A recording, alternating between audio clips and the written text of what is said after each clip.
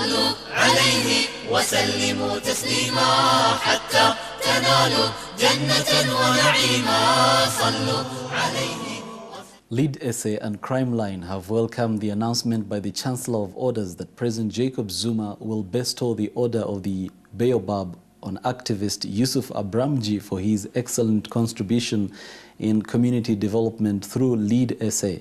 Mr. Yusuf Abramji joins us this morning to speak about this very important award that is going to be receiving. Assalamu alaikum, and thank you very much for joining us. Wa alaikum assalam wa rahmatullahi wa barakatuh, and thank you very much, Brother Hassan, to ITV for the invitation.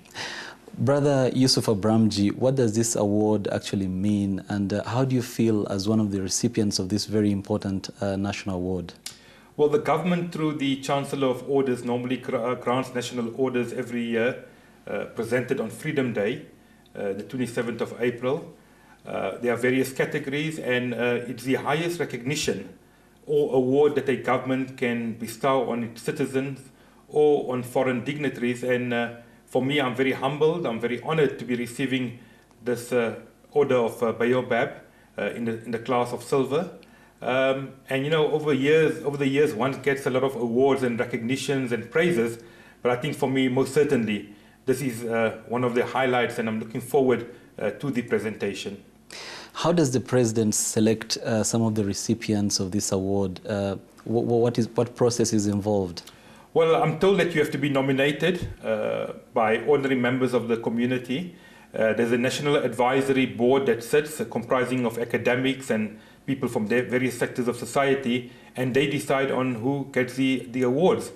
Some of the recognitions are in the areas of community development, of community service, of medical advancement, of science, of technology. And I think it's only appropriate for me to congratulate my co-recipients of the national orders, and everyone in his or her own right are doing excellent service to the people of South Africa. Yes, and who are some of the previous recipients of this very important Order of the President? Well, and there's been a number of previous recipients, ranging from politicians to community leaders to corporate leaders. I know, for example, Professor Bani Patiana is a former recipient, Cyril Ramaphosa is. We've had people like veterans in the struggle, the late Amina Kachalia, and a host of other academics and individuals. So this year, I see a number of individuals have again been recognized, including Dr. Ridwan Mia, was involved in the skin graft of the burn victim, Papi Kruger, the late Amina Desai, Isup Jasad, an activist during the apartheid years. And so the list continues, and I think really it's a good recognition for individuals who go that extra mile. But on a personal level, I mean, as much as we have to celebrate recognitions and awards, I always firmly believe that awards and recognitions should not be the only driving force for us to do community work. In fact, serving the community should not be because we want to be heroes or heroines. It should become a way of life. And community service or community development should not be the exception, but I firmly believe it should become the rule. Mr. Abramji, let's talk about Lead Essay. You've been involved in the activities of Lead Essay and Crime Line. How much has the organization achieved in terms of fighting crime? Well, Lead South Africa is not only fighting crime, it's one small element of what we do as part of the Crime Line initiative, the anonymous tip of service which I head up. Lead South Africa was established about 2.5 years ago. The idea was to create active citizenry. As you know, the National Development Plan asks citizens to become active. It is exactly what Lead South Africa has been calling for. We want ordinary people to stand up, to do what is right, and to make a difference. And the response that we've had with the establishment of Lead SA, which is a partnership between Prime Media Broadcasting, 4 radio stations, and the independent group of newspapers, has been overwhelming. We've embraced a number of initiatives. We've tackled a number of programs. For example, supporting our national teams, be it during the Soccer World Cup, the Rugby or the Cricket World Cup, the Olympic send-off, the return of our Olympic team. We've focused on saving the rhino.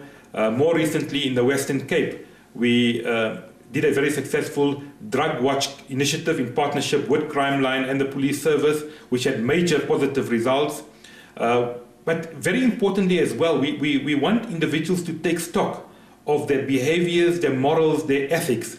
And I think Lead South Africa is more of a philosophy than an action. Although your actions are important, we want people to be conscious of the fact that we need to be taking care of on the roads. We need to be driving with our headlights on to improve visibility. We need to be making sure that we don't take a piece of paper or a wrapper and throw it out of a car window, and nor should our children.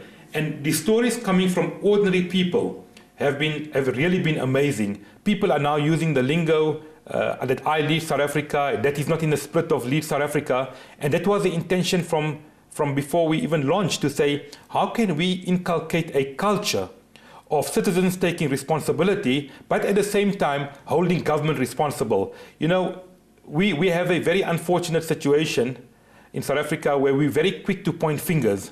We're very quick to condemn.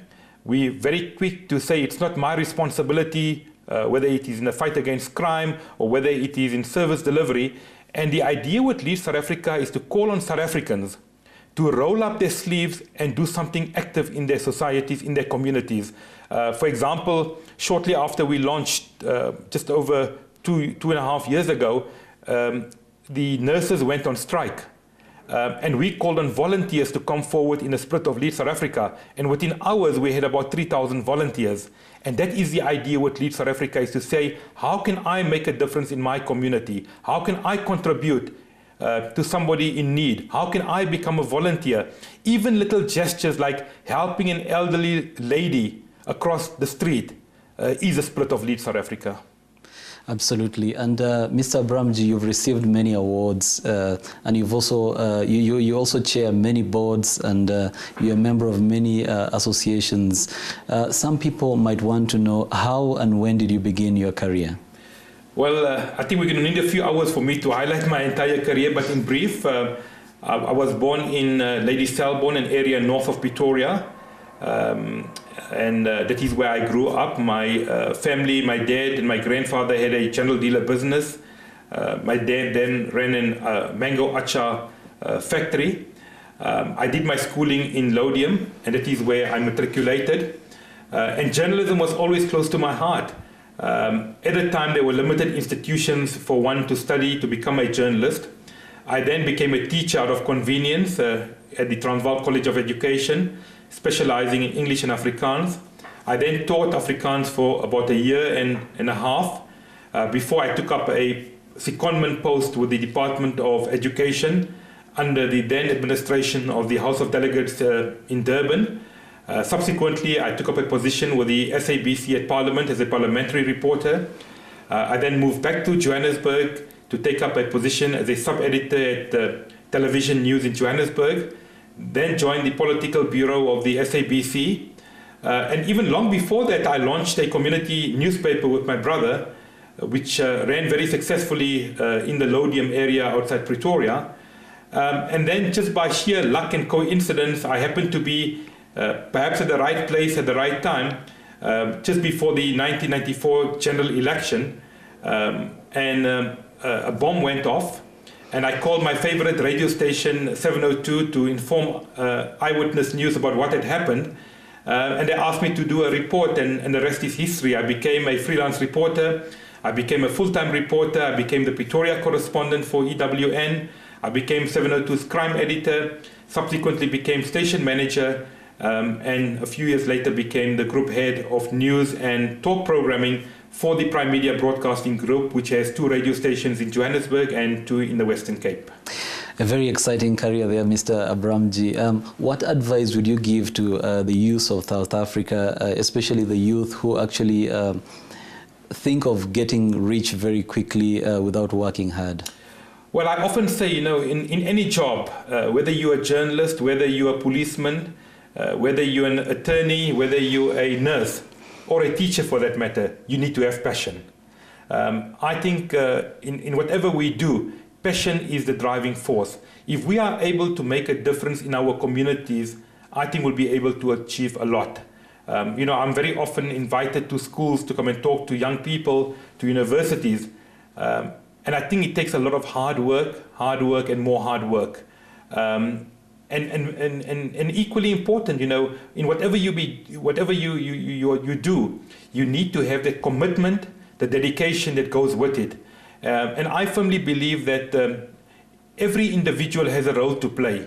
You don't have to be a hero. There are many unsung heroes and heroines in our communities. But if you can ask yourself every day, how can I improve the life of a fellow human being? Or how can I improve the lot of a community? I think South Africa will develop to be even a better place. The young people are the leaders of tomorrow. They're going to be guiding us. They're going to be making sure that we continue this patriotism that we need to develop and grow in South Africa. And as we mark Freedom Day and Freedom Month, it's important for us to reflect on what a beautiful country we have. We know crime is a problem. We know there are many challenges or problems, as we call them, that our country has. But sometimes it's good to even reflect on what we as ordinary citizens can do, what we as civil society can do. If you look at the great work which NGOs do within our community especially, really it makes you feel proud to be South African. So my appeal to the viewers today is that leave South Africa, see how you can impact on your community, see how you can volunteer your services, and ask yourself the question, what can I do to create a better South Africa? Thank you very much for your time, Mr. Yusuf Abramji, and it was a great pleasure speaking to you. Thank you very much for the invitation, and again, it's a great honor to be at ITV and really look at some of the great work this particular channel is delivering for the Muslim community of not only South Africa, but of the world. That was Mr. Yusuf Abramji of Lead SA, and he was speaking to us about the Baodap Award that is going to be receiving on Sunday.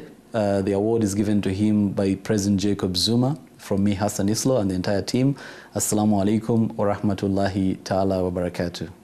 صلوا عليه وسلموا تسليما حتى تنالوا جنة ونعيما صلوا عليه وسلموا تسليما حتى تنالوا جنة ونعيما صلوا عليه وسلموا تسليما حتى تنالوا